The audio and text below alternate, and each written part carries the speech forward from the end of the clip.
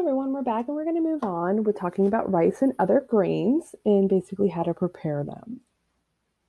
So do note there's three types of rice, the rice grain, I should say. We have short grain, medium grain, and long grain.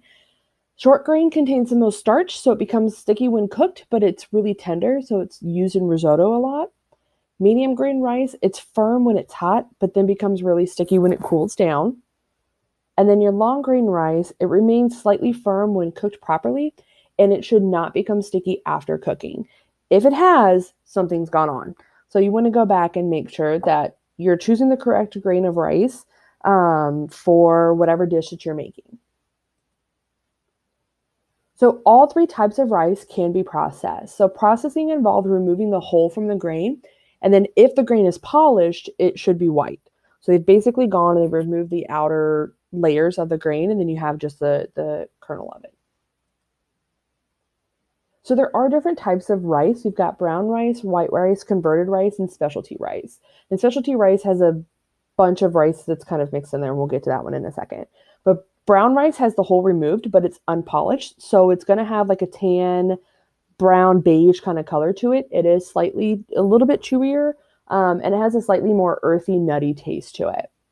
White rice has had those outer layers of grain removed as well, and it's been polished. It cooks more quickly and with less water. However, it is lower in vitamins and minerals as compared to brown rice. Converted rice has been partially cooked with steam and then it's dried. It has a much higher nutritional value than your standard white rice.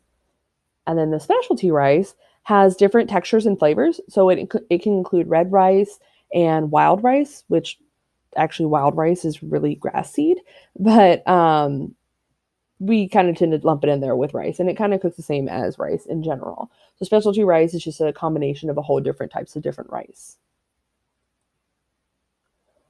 So how do we store rice? Well, uncooked rice, of course, is going to be kind of hard and dried out. So store in airtight containers at room temperature and a dry, dark room. So basically put it into a nice airtight container. Make sure that if you do convert it, like if you've opened the bag and have converted it to another container, that you do put the date that you have done that or the date of purchase, and make sure that you put the expiration date on there. Rice in bags tend to last for a pretty long time. So you're okay, but sometimes we forget that we have it. And then store that up in your cabinet. Whenever you've actually cooked the rice, you want to refrigerate any of the unused rice, but use it as soon as possible because it can spoil easily. So it's not one that should be sticking around for a long time. You should use it whenever you don't eat, store it properly in the fridge, and then you should probably have it the next couple of days. So other grains that we're going to talk about that really aren't falling under rice, but they do kind of cook similarly to, are going to be your oats, wheat, barley, cassia, quinoa, and triticale.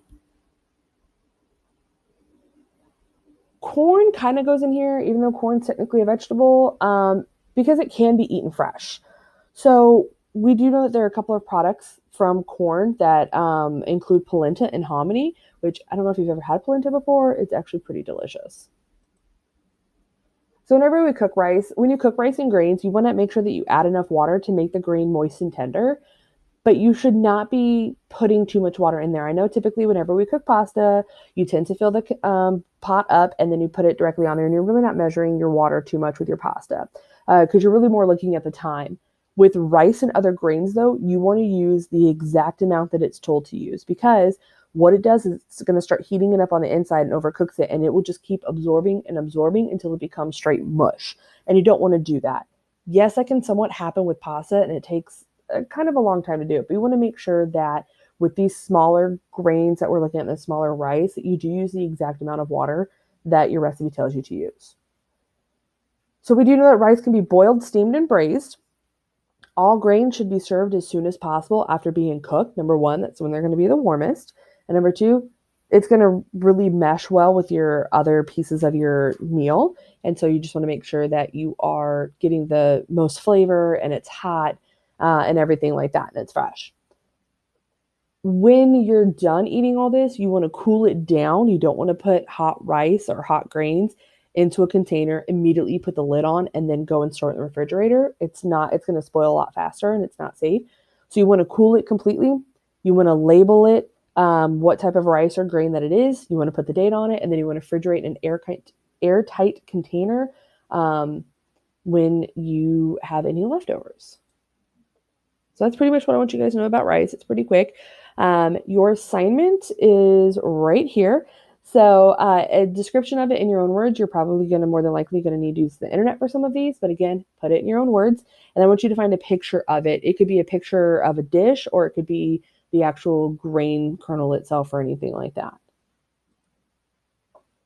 And then next, I want you to watch this video clip. It's from How It's Made. And then I want you to look at these questions. I want you to answer them to the best of your abilities. You can just jot down the information. It doesn't have to be a paragraph or complete sentences. It just needs to make sure that the information is accurate and there's enough of it in there. So there's 3 questions right there. On the next slide, this is the same video. I just didn't want to cram all the questions on into one. So if you want to write these down and then answer them later, you can, but the video is going to be exactly the same. And that is the end of that. So if you guys have any questions, feel free to email me or jump on the virtual meeting that we're going to be having later this week.